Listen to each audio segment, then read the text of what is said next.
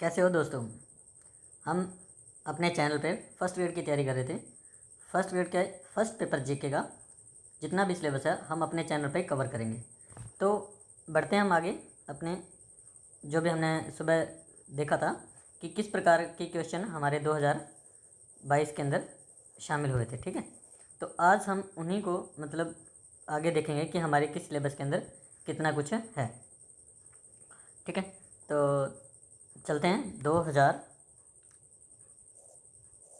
2022 के क्वेश्चन देखने के बाद अब कुछ सिलेबस की तरफ देखते हैं।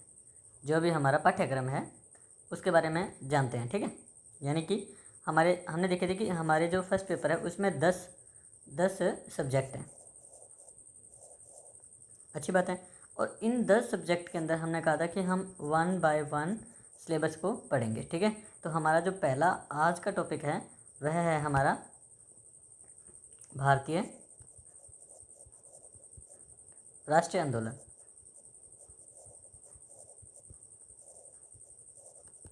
ठीक है, और इससे भी पहले जो भी हमारी पुरानी काल रहे हैं, समय रहा है, काल यानी कि समय, उसके बारे में हम पढ़ेंगे। ठीक है, तो काल के बारे में हमारे सिर्फ 2 ही चैप्टर हैं जिसके बारे में हम पढ़ेंगे। ठीक है, तो हमारा जो पहला है वो है गुप्त काल और दूसरा है वह है हमारा मुगल काल। इसके अंदर हमारे पहले 3 काल पढ़े जाते थे, लेकिन अभी फ़िलहाल गुप्त काल और मुगल काल ही पढ़ा जाता है, तो हमारे लिए थोड़ा इजी हो जाएगा। और इन गुप्त काल के अंदर सिर्फ हमें 3 चीज़ें पढ़नी है। कितनी? 3।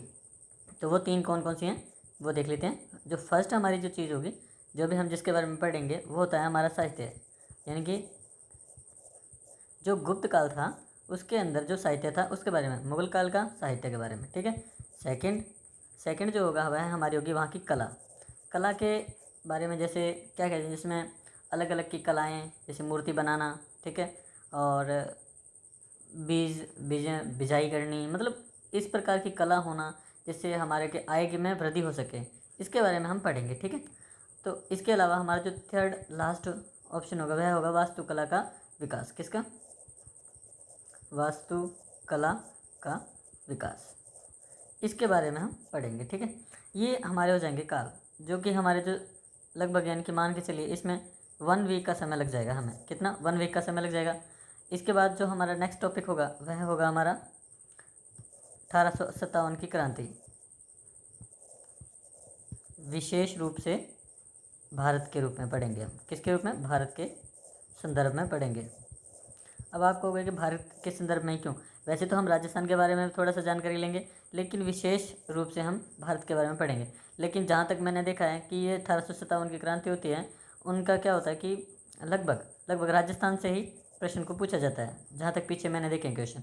तो हम जहाँ तक हो सकेगा हम अपना बचाव कर सकेंगे, इसे दोनों तरफ से मिक्स करके पढ़ने की कोशिश करेंगे। इसके बाद जो भी हमारा लास्ट में आता है 4 नंबर पे, आप समझ रहे होंगे कि ये आपको समझ में नहीं आया होगा, तो मैं एक पेज पे भी इसको दोबारा से आपको अच्छे से समझा दूंगा। ठीक है, इसके बारे में चिंता मत कीजिए। लेकिन ये देख रहे हैं कि 3 तरह के हो गए हमारे, 1857 की क्रांति भी हो गया और 4 नंबर पे जो भी आएगा उसके बारे में पढ़ेंगे। तो इसके अंदर क्या है कि राष्ट्रीय आंदोलन के जो प्रमुख नेता हैं उनके बारे में पढ़ेंगे। हमारे देश को आज़ाद करवाने में विभिन्न प्रकार के नेताओं का बहुत बड़ा सहयोग रहा है, तो उनके बारे में अच्छे से पढ़ेंगे। ठीक है ना, राष्ट्रीय आंदोलन के प्रमुख नेता। ये कुछ हमारे 10 हैं। कितने? 10 अप्रोक्सीमेट बोल रहा हूँ मैं कि ये हमारे कि 10 लगभग 10 हो सकते हैं, तो इनके बारे में पढ़ेंगे। ठीक है, तो आगे चलें। 10 हैं तो वह कौन कौन से हैं उनके नाम भी बता दिए जाएँ। तो इनके नाम के समय नाम बिताते हुए तो मैं सीधा लिख देता हूँ कि बी डी सावरकर, ठीक है, और इसके बाद बंकिम चंद्र, बी से बी डी सावरकर। और इनके नाम याद रहे तो बहुत अच्छी बात है, क्योंकि हमें पढ़ने में बहुत आसानी रह जाती है। ठीक है, तो ये याद रखना कि आसानी बनाने के लिए हमें इसको अच्छे से पढ़ेंगे। ठीक है, दूसरा नाम होता है हमारा बंकिम चंद्र है, बै से बी डी सावरकर और बै से हमारा बंकिम चंद्र हो गया। ठीक है, बंकिम चंद्र। तो इसके बाद हमारे पास हो गए लाल, पाल, बाल। ठीक है, इन सब के नाम अलग अलग होते हैं। आपको याद ना हो तो लाल से लाला लाजपत राय, ठीक है। दूसरे हैं पाल से विपिन चंद्र पाल, विपिन चंद्र पाल, और बा से बाल गंगाधर तिलक।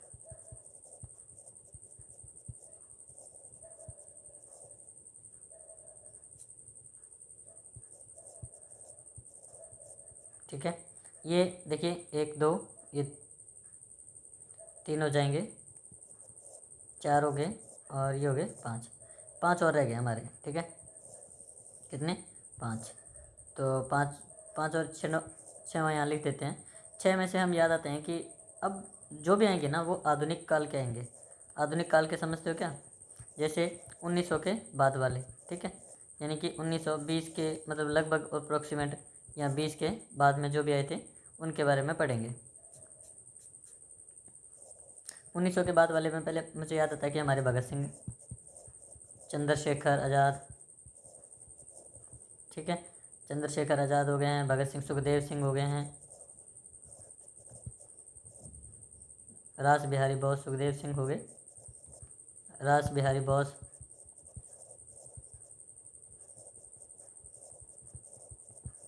और इसके अलावा चंद्रशेखर आज़ाद हो गए हैं, सुभाष चंद्र बोस एक रह गए हैं, सुभाष चंद्र बोस। ये 10 हो गए हमारे। इसके साथ ही इसके हम पढ़ेंगे कि हमारे पास 10 आ गए, 1 2 3 4 और 5। इसके अलावा हमारे पास 2 और रह जाते हैं जो कि किससे संबंधित है, 2 और हैं, ठीक है, ज़्यादा नहीं है, जो कि हमारे धार्मिक और पुनर्जागरण से संबंधित है, सामाजिक, धार्मिक और पुनर्जागरण। तो ये इसके बारे में एक 5 नंबर लिख सकते हैं हम, 5 नंबर लिख दें। 5 नंबर नहीं भी लिखना है तो भी कोई बड़ी बात नहीं है, लिखना है तो लिख सकते हैं, क्योंकि यह लिखा जाएगा कि सामाजिक व धार्मिक पुनर्जागरण। पुनर्जागरण से ही हमें पता चलता है कि इसकी पुनर्जागरण दोबारा से उत्पत्ति हुई होगी या उसे फिर से दोबारा उजागर किया होगा। तो इसके लिए हमारे 3 नाम याद रखने बहुत ज़रूरी हैं, सिर्फ ओनली 3 नाम, 1 2 एंड 3, ठीक है। और मैं नाम बता दूँ आपको, राजा राम मोहन राय, इसके बाद आएगा दयानंद सरस्वती, दयानंद सरस्वती, और एक और लास्ट आ जाता है विवेकानंद, ठीक है। और यहाँ पर आके हमारा यह सिलेबस कंप्लीट हो जाएगा, ठीक है। ये इतने ही टॉपिक हमने 5 टॉपिक हैं। 5 टॉपिक में आपको मैं बता देता हूँ कि क्या कुछ है। ये देखिए हमने यहाँ पे हमें क्या पढ़ा था, ये टॉपिक आपके सामने लिखे हुए आ रहे हैं कि जो पहला टॉपिक था उसके अंदर हमने सिर्फ 2 गुप्तकाल, मुगल काल, साहित्य कला, वास्तुकला के विकास के बारे में पढ़ेंगे। 1 नंबर तो ये हो जाएगा, ठीक है। यानी कि यहाँ पे हमारे पास कितने टॉपिक हो जाएंगे? 6 टॉपिक हो जाएंगे। कितने टॉपिक हो जाएंगे? 6 टॉपिक, क्योंकि गुप्तकाल के 3 टॉपिक हो जाएंगे, गुप्तकाल के 3 और मुगल काल के 3, ठीक है। गुप्त काल के अंदर कालिदास की रचनाओं के बारे में पढ़ेंगे, बहुत सा पढ़ेंगे, जिसमें जो मुख्य मुख्य बातें होंगी वो पढ़ेंगे। मुगल काल में हम अकबर, शाहजहाँ और औरंगजेब, इनके जो जितने भी निर्माण करवाए हैं उनके बारे में पढ़ेंगे, ठीक है। 1857 की क्रांति के बारे में पढ़ेंगे कि यहाँ पे कौन है क्या है, मतलब इसके बारे में एक ये सीधा से सीधा टॉपिक हो जाएगा हमारा एक, ठीक है। और इसके बाद राष्ट्रीय आंदोलन के बारे में आप समझते हो कि 10 के 10 पढ़ेंगे। बी से बी डी, देखो बी डी पिता था सावरकर, बंकिम चंद्र हो गया, ठीक है।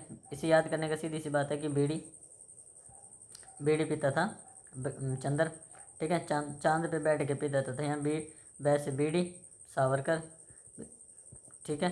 और दूसरा बै से ही बंकिम चंद्र हो जाएगा। उसके बाद लाल पाल बाल हो जाता है, लाल पाल बाल हो जाता है।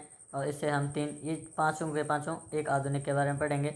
सुभाष चंद्र बोस हो जाएगा, चंद्रशेखर आज़ाद हो जाएगा, ठीक है, चंद्रशेखर आज़ाद हो जाता है, सुभाष चंद्र बोस, सुखदेव सिंह हो जाता है, भगत सिंह हो जाता है, और इसके एक लास्ट में हमारे पास है रास बिहारी बोस रह जाते हैं, ठीक है।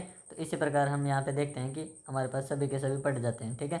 और हमारे लास्ट में 3 ये अलग से रह जाएंगे, यानी कि यहाँ पे 1 3 तो ये टॉपिक 3 जिस 5 और यानी कि 3 3 1 5, आई थिंक समझ रहे होंगे।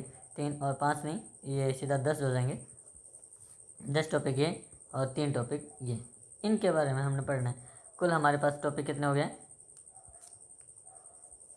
तो हमारा आइडिया भी लगाए तो 20 हो जाएंगे, यानी कि 20 से 22 टॉपिक हो जाएंगे, जिससे हमने लगभग धीरे धीरे आराम से पढ़ना है, क्योंकि ये हम टॉपिक पढ़ेंगे उसके बाद हमारे लिए बहुत आसान हो जाएगा, क्योंकि यही सबसे मुश्किल होते हैं और इनके क्वेश्चन हम बार बार प्रैक्टिस करेंगे, अभ्यास में करेंगे, तो हमें यहाँ से मान के चलिए लगभग यानी कि 3 से 4 क्वेश्चन देखने को मिल सकते हैं। ठीक है, 2 और 3 मैं मान सकता हूँ कि कुछ होगा। इसके बाद हम राजस्थान के जीके के बारे में पढ़ेंगे शाम से, लेकिन सिलेबस नहीं पढ़ेंगे। अब हम बस इसके बारे में ही पढ़ा जाएगा कि यह क्या है और क्या नहीं है।